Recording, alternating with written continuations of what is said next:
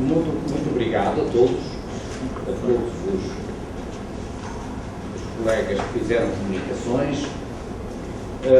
Nós vamos ter, porque a outra sessão começa às 16h30, vamos ter aí um quarto de hora, máximo 20 minutos para o debate.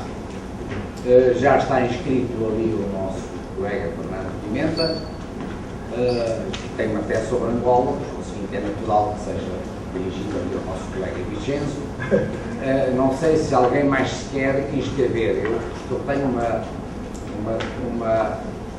uma estratégia de pedir sempre as inscrições, falam daí, depois falam daqui. Eu gosto de juntar as questões. Alguém mais quer pôr alguma questão? Não há mais ninguém que queira pôr nenhuma questão? Para já? Pronto, Fernando Pimenta, faz favor. Se não se importa, eu vou-me sentar.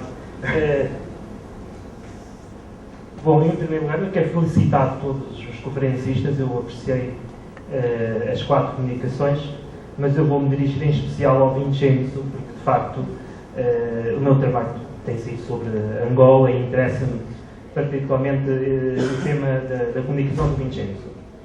Eu, primeiro de tudo, quero felicitar por teres trazido para o debate aqui esta componente, digamos, não é? Esta influência ideológica e não só, influência política do Fanon na luta pela independência de Angola, sobretudo, digamos, nos primeiros meses dessa luta e na organização dessa luta. E, portanto, eu julgo que foi extremamente interessante e foi extremamente positivo tu teres trazido para este debate este tema. Mas há aqui talvez 2 ou 3 elementos que poderiam de algum modo complementar a tua comunicação e, portanto, poderão ser elementos de reflexão. O primeiro diz respeito à ideologia do próprio Fanon, ou à forma como essa ideologia é recebida em Angola e em alguns dos países africanos da África Negra. E isto é algo muito simples, é um pensamento muito essencialista. E é o seguinte: a emancipação de África só pode ser feita com a eliminação física das minorias brancas, dos colonos e dos filhos dos colonos. Este é o pensamento essencialista que vai estar na base dos massacres do Congo belga e vai estar na base dos massacres em Angola. Portanto, a UPA, a escolha, de certa forma, este apoio do Fanon à UPA, à União dos Povos de Angola, não é um erro, é coerente. A UPA estava disposta a fazer isso. A UPA tinha um pensamento essencialista, porque a UPA pretendia recuperar o passado pré-colonial. E, para o efeito, era necessário eliminar a presença viva do colonialismo, que era representada pelo branco. E é por isso que no levantamento de 15 de março de 1961, os militantes da UPA, os simpatizantes e a gente comum que vai participar naquele levantamento vai se dirigir não só às instalações militares, não só às chefias de posto, mas também às casas dos colonos. E vão matar os colonos. Vai matar o branco, a mulher do branco, o filho do branco. Porque o filho da cobra é cobra. O filho da cobra é cobra. São as palavras do Roberto. Mas também é o empregado negro. E isso é outra questão. O empregado negro é outra questão, porque aí está-se uma questão de competição.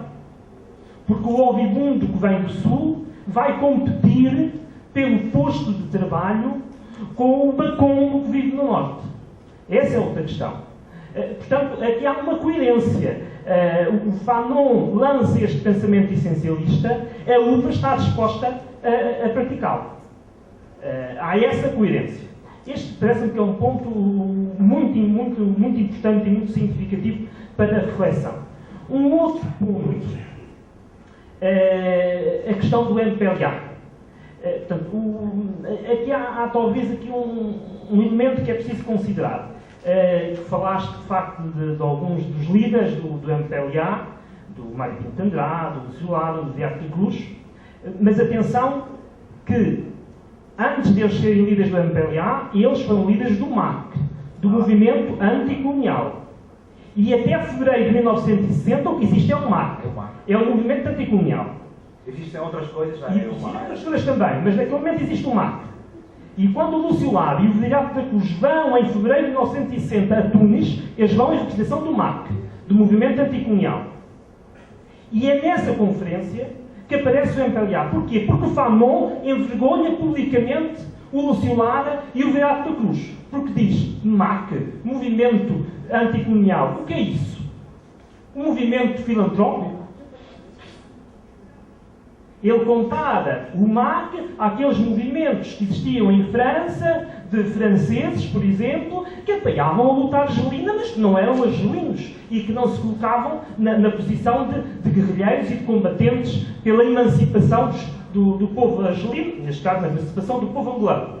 Portanto, o Fanon considera, de facto, que o MAC, na altura, ou depois o MPLA, não está preparado, até porque não tem uma estrutura, não tem nada. Quer dizer, eles, no fundo, é um conjunto de intelectuais exilados na Europa, alguns dos quais eram anos que não iam a Angola. O Lúcio Lara saiu de Angola em 1947, voltou em 1974. Membro do Partido Comunista Português. Completamente português. É o Partido Comunista Português que o manda organizar os africanos e os angolanos. Quer dizer, é preciso uma certa atenção. Quer dizer, é preciso ter uma certa atenção. Caso diferente é o Beato da Cruz. É o Beato da Cruz. Um minuto e eu acabo. Mesmo depois da morte, o Fanon, o pensamento político do Fanon, vai dar cartas. E vai dar cartas não só na UPA, depois FMLA, mas dentro do MPLA. E vou dizer porquê. Porque em 1962, 63, 64, na crise do MPLA, há uma cisão no MPLA, porque o Beato da Cruz não era maoísta, não é o que se diz, ele era maoísta. Maoísta vai ser depois, que vai para a China, mais tarde. Porque o Beato da Cruz percebe que, na altura, para poder triunfar, para poder fazer a guerra, era preciso adotar uma ideologia do tipo fanoniano. Era preciso mobilizar os negros de Angola e prometer-lhes a casa do branco, a mulher do branco, se for possível. É esta lógica, digamos, da destruição do núcleo colonial branco, que muitos dos membros do MPLA, e soldados, não estiveram dispostos a aceitar. Nesse aspecto, o MPLA nunca, eu não defendo o MPLA, aliás, eu tenho péssimas relações com o MPLA, mas o MPLA nunca defendeu a supressão física do branco. Coisa que a UPA defendeu. Então, eu apenas quero dizer isto. Mais alguma questão? Ninguém pôs mais nenhuma questão? Bem, eu já agora eu faço só uma questão genérica para todos os colegas, para eles poderem participar também nesta discussão. É só uma questão que é esta.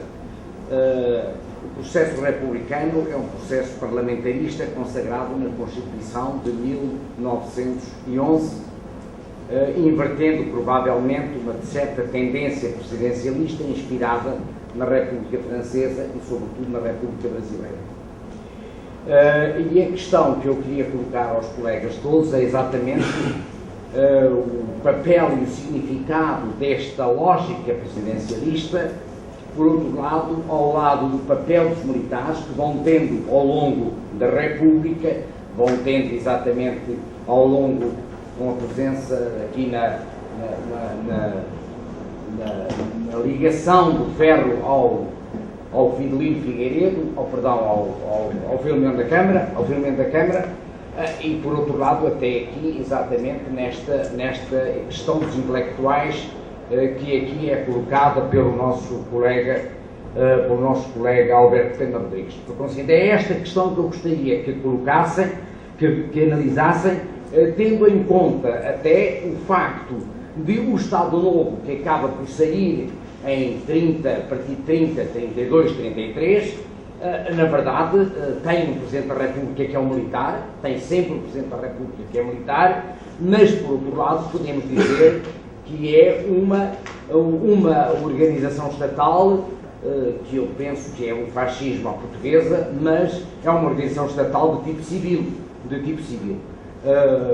O nosso colega jurista chamou-lhe uma ditadura de chanceler, de alguma maneira o Salazar foi uma espécie de chanceler, digamos assim, e por isso mesmo não é propriamente aquilo que se possa chamar uma ditadura militar, que foi apenas até 32, quando Salazar ocupa o lugar de Presidente do Conselho de Ministros.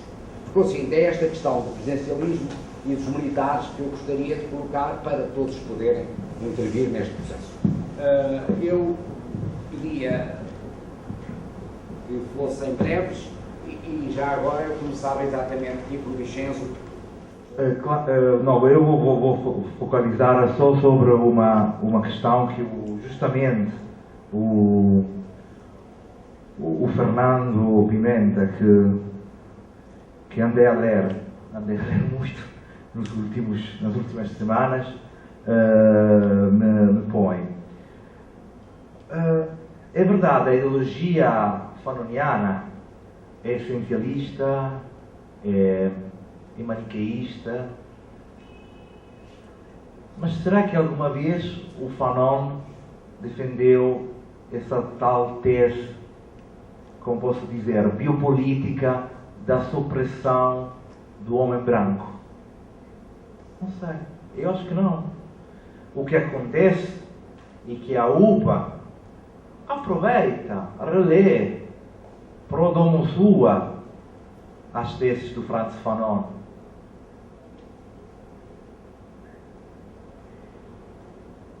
O massacre de 15 de março são massacres, como posso dizer, que não foram empurrados pelo Fanon, vão ser justificados através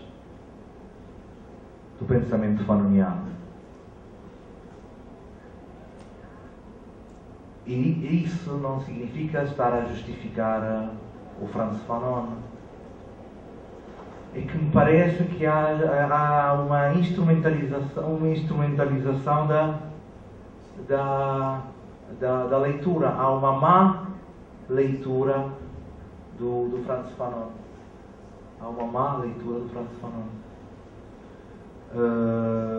Mas isso é complicado, não é? É muito complicado, porque também a questão que tem a ver com a ambiguidade do MPLA, que ao longo dos anos nunca se declarou um partido negro, totalmente negro, nem se declarou um partido aberto aos brancos. Foi uma ambiguidade grande, até do próprio Agostinho Neto.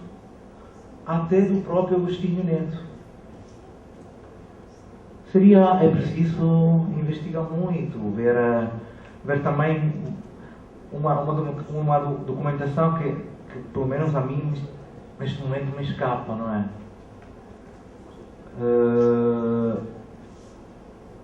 Não sei se é verdade aquilo que tu dizes, que o Frantz Fanon envergonhou publicamente os dirigentes do MPLA, pode ser, mas de qualquer maneira ele tentou um contato que não resultou bem, não deu algum resultado, mas pelo menos tentou. Muito obrigado. Depois a gente conversa no jantar. Vamos seguir esta ordem para ser mais fácil a passagem. Quanto a mim, acho que é um atrevimento da minha parte, que não sou português, sou espanhol, embora seja galego, sou espanhol, a falar de questões de matiz histórica, porque também não sou historiador, sou jornalista, estou formado no jornalismo. Embora o que eu faço na minha pesquisa é a história do jornalismo, a história da comunicação, mas de qualquer maneira vou ter o atrevimento de falar da história de Portugal. Eu sempre achei esquisito, estranho, até um paradoxo, que a ditadura portuguesa fosse uma ditadura de um civil. Mas a ditadura começou com um golpe militar, 28 de maio de 1926. E acabou com outro golpe militar, mas os militares para tirarem do poder a outro civil. O civil que tinha deixado aquele civil que construiu a ditadura, que foi Salazar. E tiraram, pronto, o regime do poder de Marcelo Caetano. Mas a respeito da República em particular, a República de Portugal nasceu 5 de outubro de 1910. Desde essa data até o início da ditadura, 28 de maio de 26, houve, segundo os meus cálculos, 45 governos diferentes. 46 porque não chegou a tomar posse. Pronto, 46. 46 governos diferentes. Houve governos de um só dia. E todos os governos eram civis, excetuando o período de Sidónio Pais, de 1917 e 19. Portanto, a sociedade portuguesa já estava um bocado cansada de tanto governo civil que não conseguia a estabilidade necessária para construir o país. E foi por esta razão pela que o golpe militar, pronto, não foi contestado popularmente. O golpe militar, no 28 de maio, não teve uma grande contestação popular, porque os portugueses já estavam cansados de tantos governos diferentes e deixaram fazer. E deixaram que os militares colocaram no poder a um civil, António de Oliveira Salazar, que não era um civil qualquer, era um catedrático da universidade. E não era um catedrático qualquer, era um catedrático de Direito. E foi ele o que criou o Estado Novo. Obviamente com o permisso dos militares, obviamente com a proteção dos militares, mas foi ele o que deu o Estado Novo. Foi ele o que construiu esse Estado presidencialista, esse Estado onde era uma estrutura de fascismo à portuguesa, mas com inspiração corporativa, do corporativismo italiano, não é? Onde o Salazar era, pronto, uma espécie de ídolo popular, que, segundo a sua propaganda, a propaganda do Estado Novo, era pronto, o homem mais português de todos os portugueses. Pronto, era a pessoa que estava, era o Messias. Era o Messias. Reparem numa circunstância que eu achei muito engraçada. Há pouco tempo, há uns aninhos, 3, 4 anos, 5 anos, passaram em Portugal um programa que é um formato, se não me lembro mal, francês, para decidirem, através de uma sondagem, qual era a personagem histórica mais importante. E em Portugal, a personagem histórica mais importante escolhida pelos portugueses foi, já podem obviamente adivinhar, Salazar. Quer dizer, o ditador que tinha estragado, em boa medida, a sociedade portuguesa. Durante o período de Salazar, ele que funcionou como o pai, verdadeiramente o pai de todos os portugueses, achou que os portugueses não tinham necessidade de aprender muito. Para isso já estava ele, que era o catedrático, e ele sabia como os portugueses podiam gerir a sua vida. E a melhor maneira de gerirem é não ter muita formação. Tal foi assim que as taxas de analfabetismo em Portugal atingiram cifras nos anos 40, 50, elevadíssimas. Agora não estou a lembrar a cifra. Quando digo ao professor Torgal que estou a dizer mal, digo que nos anos 50 havia uma taxa de analfabetismo em Portugal perto de 40% de população. E havendo como chefe do governo um catedrático de universidade. Qual é um paradoxo absoluto, não é? E o próprio Salazar convertiu a Portugal, pronto, nesse fascismo à portuguesa, num fascismo baseado na trilogia pátria, nação, tradição. Deus é família. Deus e família, quer dizer, um catolicismo absolutamente metido na estrutura social, quer dizer, um catolicismo completamente não estou a encontrar a palavra, um catolicismo que tinha um grande protagonismo político. O Salazar, de facto, tinha uma relação muito estreita com o cardeal Cerejeira, e disto há muitas coisas publicadas.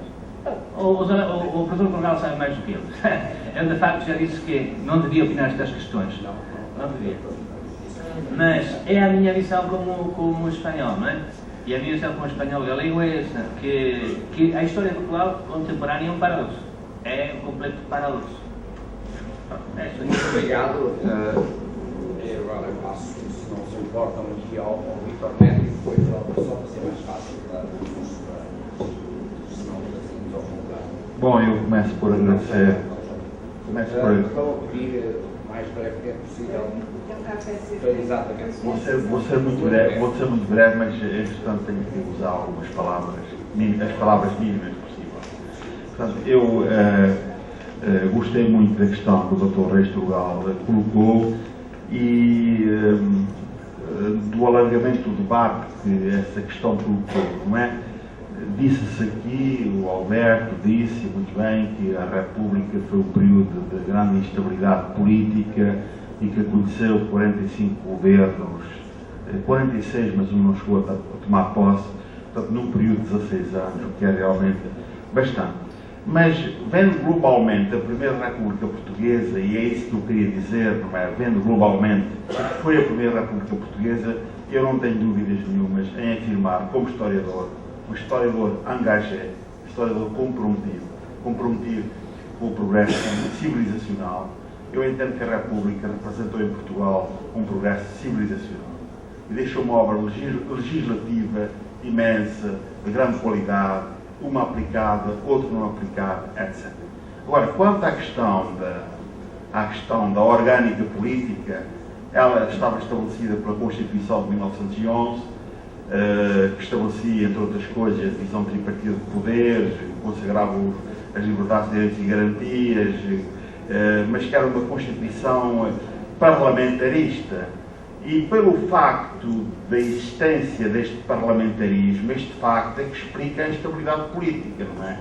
O Presidente da República não tinha poderes, e era eleito pelo próprio Parlamento. E sem poderes não podia, portanto, criar governos estáveis. Os governos eram, de facto, de grande instabilidade. Por outro lado, a República confrontava-se com três grandes problemas graves. A questão religiosa, resolvida, a meu ver, muito bem por Afonso Costa, em 1911, com a lei da separação do Estado das Igrejas, apesar de que era uma lei laica e este laicismo estava de acordo com o laicismo republicano, porque não podemos esquecer que a República nasce do movimento social e político elitista, laico, que visava laicizar o Estado, as consciências, a sociedade, a cultura e, portanto, as leis do Afonso Costa eram a consumação prática da luta republicana desencadeada desde os anos 70, pelo menos, do século XIX. Portanto, eu penso que isto foi importante. E, portanto, também penso que a Igreja Católica foi derrotada na primeira fase da República. Sofreu uma grande derrota.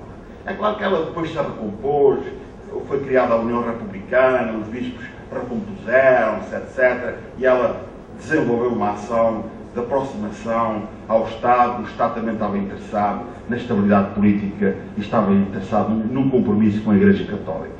Mas, os meandros da legislação republicana em matéria religiosa, o que isso suscita a nível interno, a nível do Vaticano, são questões realmente da maior importância que nós não temos tempo para apreciar aqui, nem para analisar. Depois, eu quero dizer que a República tem três fases. É a fase entre 1910 e 1917, que é a fase dos três grandes partidos, o Partido Democrático de Afonso Costa, que é o maior partido, o partido hegemónico, não é? Tem a fase, o Partido Evolucionista, do António José de Almeida, que é um partido também relevante, uma figura importante da República, do António José de Almeida, e a União Republicana, do Brito Camacho, que representa a extrema-direita da República. E, portanto, estes partidos dominaram até à guerra. Não é? Depois da guerra, tivemos a intervenção do Sidónio Paz, a ditadura de Sidónio Paz, e cria-se aí um regime presidencialista. E esse presidencialismo termina tragicamente com o assassinato de Sidónio Paz, em 1918, e, portanto, a morte de Sidónio Paz significou a morte de um projeto político de caráter corporativista, não é? Corporativista. E, nessa sequência, reinicia-se o tema da minha comunicação de hoje, que foi a nova República Velha, quer dizer, era a República Velha que se recuperava de alguma maneira, mas era uma República nova que trazia consigo novos ingredientes. E aí é um período de grande instabilidade política, porque Portugal, além da questão religiosa, tinha a questão social, que nunca resolveu. A repressão sobre a classe operária fez-se, não é? E até chamavam Afonso Costa o racha sindicalistas, por causa da política repressiva do Afonso Costa sobre o movimento sindical. O anarcossindicalismo estava bastante desenvolvido em Portugal e que há de dar origem ao Partido Comunista Português, fundado em 1917. E tinha outro problema também, que era uma questão que a República nunca resolveu, que era a questão financeira, não é? A questão financeira. Portugal tinha uma situação de déficit permanente, estrutural, não é? Só pontualmente o Afonso Costa consegue resolver, em 1912-13, consegue resolver, com o governo de Afonso Costa, consegue resolver a questão financeira com a chamada Lei Travão e cria um superávit. O Estado não tem dívida pública, como tem superávit. As pessoas esquecem-se muito da importância do Afonso Costa no controle das finanças públicas. E depois, no final da República, creio que é o Moura Guedes também vai controlar as finanças públicas de alguma maneira. Portanto, esta história do mito, o mago das finanças, Salazar, que é o mago das finanças, o professor catedrático da Universidade de Coimbra, salvar o país, etc., e salvar as finanças públicas, é um mito, na minha opinião, embora, naturalmente, o Dr. Salazar soubesse e conhecesse bastante acerca de finanças públicas, porque era professor desta matéria na Universidade de Coimbra. Portanto, foi neste ensejo, entre 19 e 26, os militares começaram a organizar-se, não é? Começaram a organizar-se de acordo com a herança sionista e prepararam o terreno para o golpe de Estado de 28 de maio de 1926, numa altura em que grande parte dos republicanos, não é?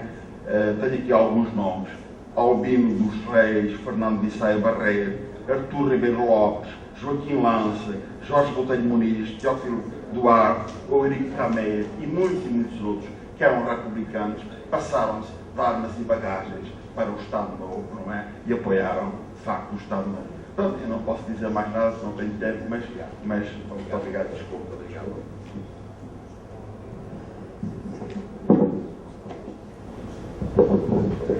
Eu vou ser telegráfico para uma questão que só por si dava origem a um debate, ou a um colóquio. Bem, e nesse sentido, só pretendo dizer o seguinte: a questão do presidencialismo e do papel e da intervenção dos militares na vida política portuguesa, designadamente na Primeira República, merecia um estudo mais aturado. Só dizer que, na Constituinte de 1911, esse debate esteve em causa, justamente a opção entre parlamentarismo e presidencialismo. Optou-se os constituintes optaram pelo parlamentarismo. Dizer que o Sidónio Pais, que em 1917 vai dar origem à primeira experiência de presidencialismo e de corporativismo na sociedade portuguesa, em plena ditadura, foi ele próprio constituinte em 1911. E, por outro lado, tinha um estatuto duplo de catedrático e de militar. Mas atenção, que sendo militar nunca teve experiência de guerra. Isto é um aspecto que me parece ser importante realçar. Depois, só dizer o seguinte: fala-se muito que, enfim, eu acho que é preciso distinguir na a Primeira República até à guerra, até 14, portanto, 1911 a 14, e depois da guerra, tal como aliás aconteceu em Itália. A experiência de guerra marcou imenso a emergência do fascismo, ou na Alemanha a emergência do nazismo. Mas dizer só o seguinte, que isto está estudado até pelo Ernesto Castro Leal, a seguir à experiência sidonista, houve 11 presidentes do Ministério que provinham das Forças Armadas. Antes, houve apenas 2 militares.